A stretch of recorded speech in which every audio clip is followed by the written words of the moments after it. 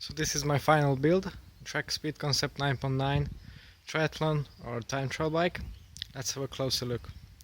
The frame itself is the triathlon specific version with a Project 1 matte black to gloss black paint job. As you can see here, it does have some subtle graphics, goes from gloss black to matte black.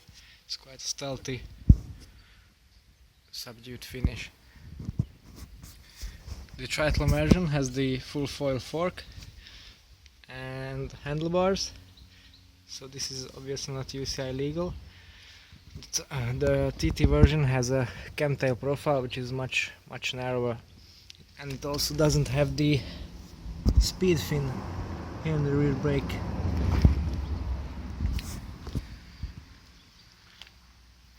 With this TT bike you have quite a few options in terms of bike fit. So you have basically 4 choices of seat post. This is the longer version with the small offset, which is 50mm. I don't think you really need a 50mm version. Then you also have a selection of stems. This is the one that has the longest reach and the shortest stack. So it's got a very low aggressive front end. One of the main features of this frame set is the extremely narrow frontal profile, even compared to the old Speed Concept, because it has this monolink extension system right here. So no standard 22mm extensions here. You also have a couple of choices with this track. What I have here is the straight extension, no bend here, just a flat bar. You can see the tilt mechanism. You can tilt the extensions up if you need to. I have them horizontal, and also you have a lot of adjustment in the arm pads for width and reach as well.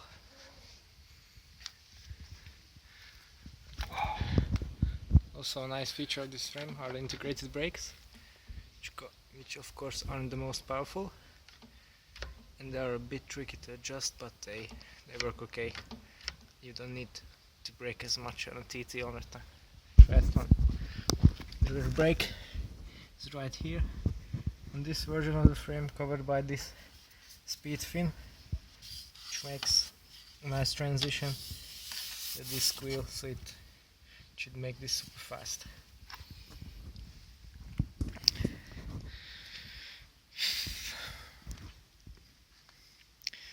Of course, this is a fully integrated bike, so you need some proprietary parts for it. Luckily, the standard KHTT mount works just fine, at least on this extension. It really looks like a fork of some sort going to this mono system. What I also have here is the Bontraga BTA bottle mount.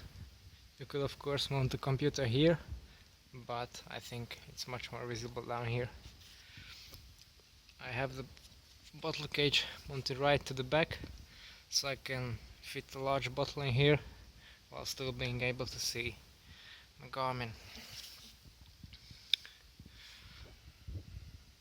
Of course you could fit a different bottle cage here. That's a thing I haven't tried yet, but I think then it will have some interference with the Garmin. But the main part of this thing is this block here. This is basically the mount which goes over the top. The arm pads are quite comfy, but I find them a bit slippery. As you go over rough roads, I tend to just slip to the front of the bike. The bar is quite stiff, but has a nice shape, really comfortable. Same goes for the extensions here, nicely wrapped. I also have the DI2 satellite shifters, all of them, so I can shift basically from any position. The levers are Dura Ace 9071 TT version.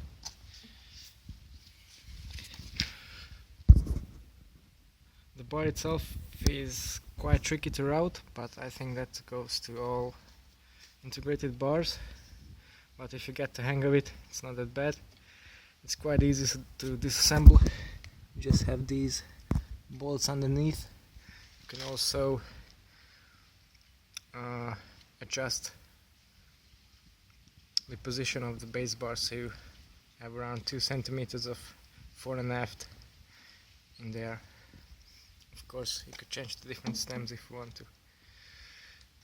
I mounted my junction box here on the top of the stem cover. All the wires would normally go in here, or the cables, and right through the frame.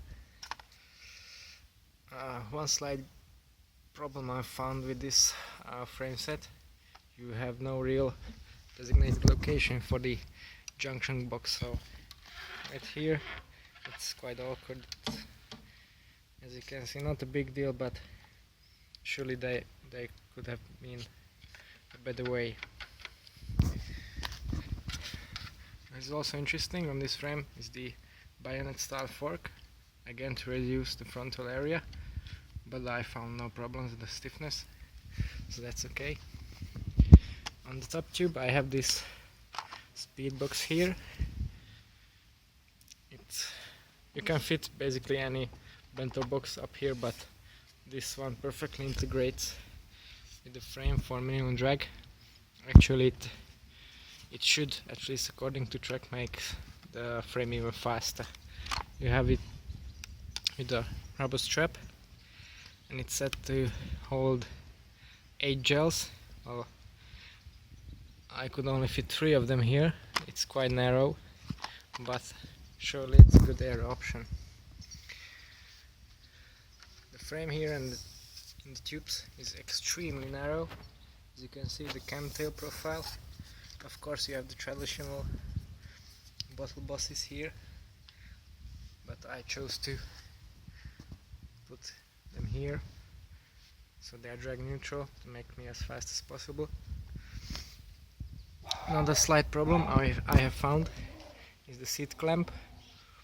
The design is okay, easy to adjust, but slips quite easily if you torque it to the recommended spec, so some fiber grip definitely recommended here. On top I have this Dash TT9 saddle, which is a boutique brand from Colorado, beautifully finished, handmade, one-piece carbon, super light and also extremely comfortable. This is the narrow width, or at least the narrowest they offer. Huge cutout, ideal for this aggressive position. And you can also customize the degree of padding and the color of the cover and stitching as well. And you can have this extension to have it UCI legal, which also acts as a bottle mount, so great design there. You can have this in matte or this glossy finish like I have here. I would also recommend that you put some Loctite in these screws to prevent the bottle cage from losing on rough grounds. It happened to me once. Not very pleasant at all.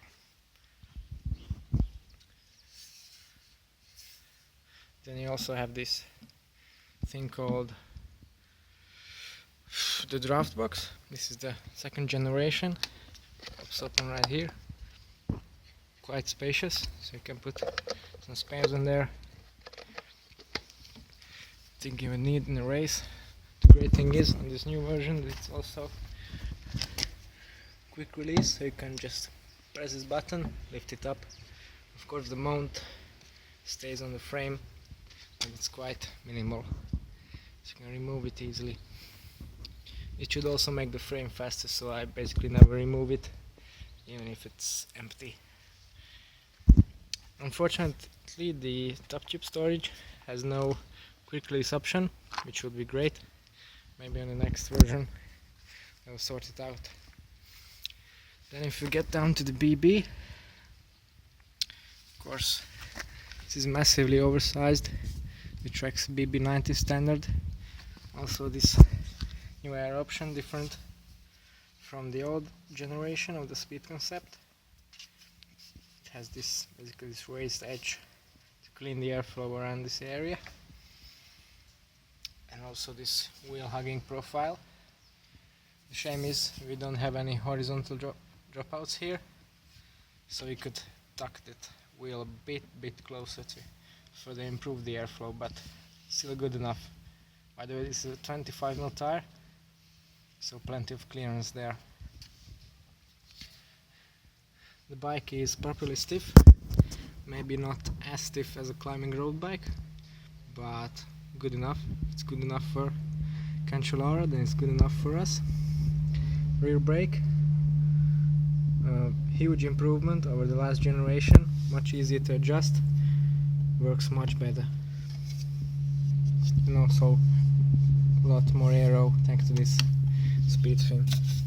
Then we have this cover, which you can replace for a dual trap sensor to get your cadence and speed. I don't really use that because I have my cadence from the stages power meter and my speed from GPS, so not really necessary. We also have a dash disc here, again super light boutique item, lightest disc on the market while still being 25mm wide. Then another proprietary part for this speed concept, quick release skewers, which are aero and sit flush against the frame, which is even more obvious. And the fork here, beautifully integrated, super clean looks. Also 60mm dash wheel on the front.